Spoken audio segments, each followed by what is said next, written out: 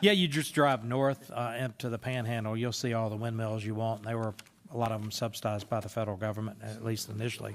I'll now go to the full committee chair, Ms. McMorris Rodgers, 5 minutes. Thank you, Mr. Chairman. Again, just a big thank you to all the witnesses and everyone for being here today. It's great to be in the energy capital, as you labeled it or called it. You know, and in America, we often celebrate American ingenuity and creativity and what it has meant for us in so many different fields, sectors where we've led the world. And the result of that has been America has done more to lift people out of poverty, raise the standard of living more than any other nation in the history of the world. And energy is foundational to all of that. You can't do anything without energy. It is our economy, it's our way of life, it's our national security. And I think at a hearing like this, I'm reminded of just how foundational energy is. And we truly do need the all of the above approach.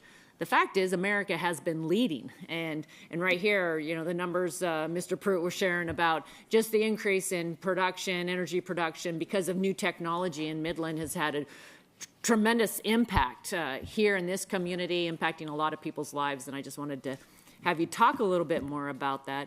But it's what we need to make sure that we continue to focus on is that all of the above approach and continue to advance the new technologies, the innovations, the research that's going to ensure that we lead. And so to the mayor, I just wanted to have you speak a little bit more about what you've seen in Midland since I guess it was 2005, 600% increase in production, oil production here, and just the impact that that's having as far as on the city, your ability to provide for people, on individuals that live here, citizens, your way of life.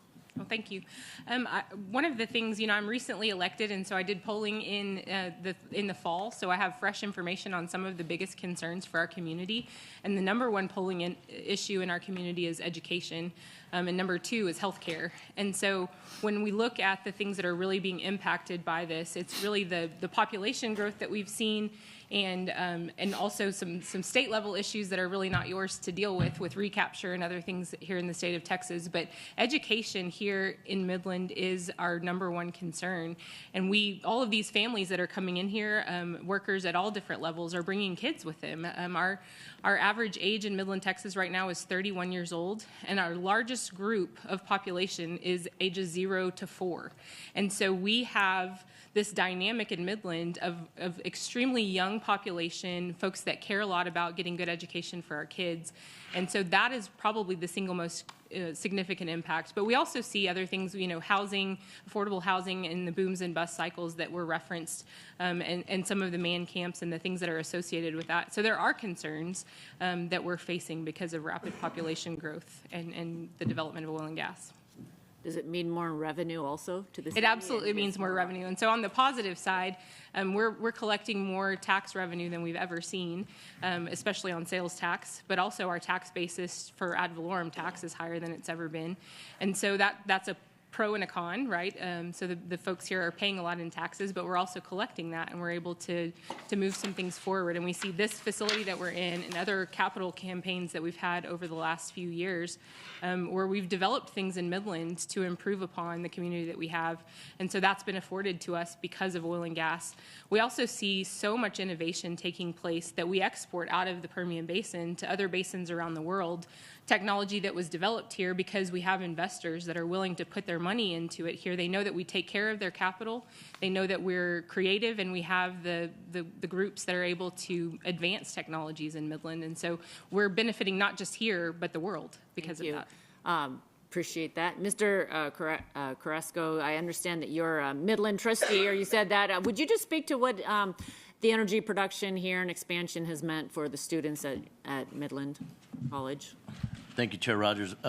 Without a doubt, it's something that we continue to work on. My goal as a Board of Trustee is workforce training. We have to train our workforce. We have to be able to develop the innovation that is out there for us to continue to grow. And with that, as you train students, they get into better jobs, so they benefit in the community.